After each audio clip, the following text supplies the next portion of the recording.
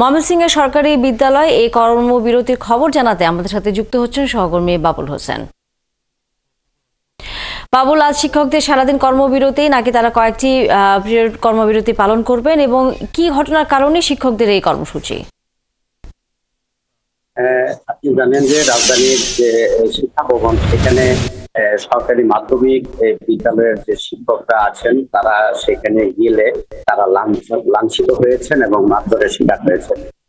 যারা বিভিন্ন প্রকল্প থেকে আসা, বিশেষ করে উপবৃত্তি সহ বিভিন্ন প্রকল্প থেকে রাজস্ব খাতে আসা যে মাধ্যমিক শিক্ষা কর্মকর্তারা রয়েছেন তাদের হাতে মাধ্যমিক সরকারি বিদ্যালয়ের শিক্ষকরা সেখানে লাঞ্ছিত হয়েছেন। মূলত তাদের যে দায়ী যে শিক্ষকরা রয়েছেন, যারা কর্মকর্তা রয়েছেন মাধ্যমিক শিক্ষা কর্মকর্তা, তাদের বিচার দাবিতে মূলত আজকের এই ক্লাস বর্জন করে তারা এই কর্মসূচি পালন করছেন। গতকালও কিন্তু মানববন্ধন সমাবেশ তারা করেছেন, সেখান থেকে তারা বলেছেন দায়ীদের বিচার না হওয়া পর্যন্ত তারা তাদের আন্দোলন চালিয়ে যাবেন।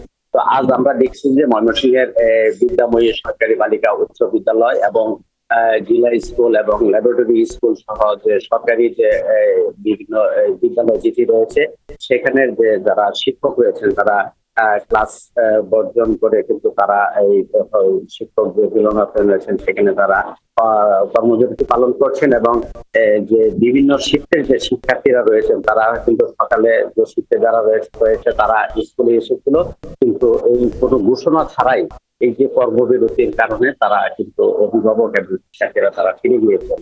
এবং এই যে বলছিলাম যে বিদ্যাময়ী বালিকা উচ্চ বিদ্যালয়, জিলা স্কুল এবং গভর্নমেন্ট ল্যাবরেটরি স্কুল যে সরকারি শিক্ষা প্রতিষ্ঠানের কর্মকর্তারা রয়েছেন, শিক্ষকরা রয়েছেন, শিক্ষক নেতৃবৃন্দ রয়েছেন, তাদের ডাকে মূলত এই কর্মসূচি পালন করছে। তো আমরা এখানে একজন শিক্ষক রয়েছেন, শিক্ষক নেতৃবৃন্দ রয়েছেন, আমরা একটু তার কাছে জানতে চাইবো যে আপনারা কি দাবি করছেন।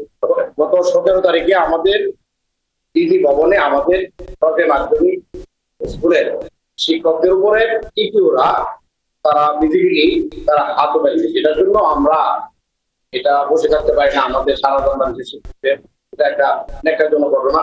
গতকালকে আমরা মানববন্ধন করেছি সারা দেশে, আজকে আমাদের সেটারই অংশ হিসাবে আমরা আজকে কর্মবিরতিতে আমরা আছি। আমরা সরাসরি স্কুলে আছি, হয়তো তারা যারা চলে গেছে, কিন্তু আমরা চাই যে এটা আমাদের মধ্যে ঊর্ধ্বতন কর্তৃপক্ষ আছেন, এটা দৃষ্টান্তমূলক তাদের একটা শাস্তি চাই। আমাদের এই ধরনের ঘটনা মাধ্যমিকের ইতিহাসে এই ধরনের ঘটনা ঘটে নেই। আর ওনারা যেহেতু প্রজেক্ট থেকে আসছে, ওনাদের যে কিছু অনৈতিক দাবি যেগুলি হয়তো ওইখানে ওনারা করে, যেটা এটাও তাদের যুক্তিসঙ্গত। আমরা মনে করি যে ঊর্ধ্বতন কর্তৃপক্ষ এই বিষয়গুলো আমাদের অধিকার সংরক্ষণ যেমন করবে, আর আজকে আমার ভাইয়ের উপরে যেভাবে হাত উঠাইছে এটার জন্য আমরা উপযুক্ত শাস্তি চাই।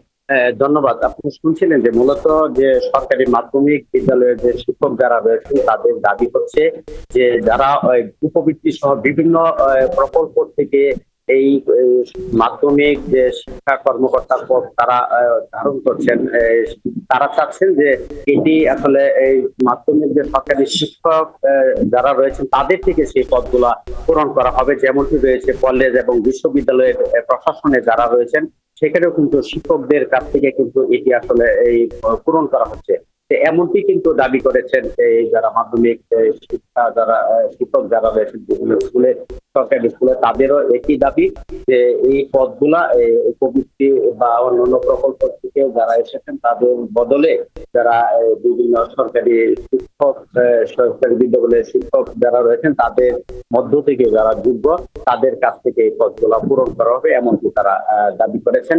এবং সেটি নিয়েই কিন্তু তাদের এই আন্দোলন চলছে যে যারা বিভিন্ন প্রকল্প থেকে এসেছেন তারা যতক্ষণ পর্যন্ত এই যে হামলার শিকার যারা অনেক ধন্যবাদ বাবুল হোসেন। আপনার মাধ্যমে আমরা শুনছিলাম ময়মনসিংহের শিক্ষা প্রতিষ্ঠানের নানা খবরাখবর।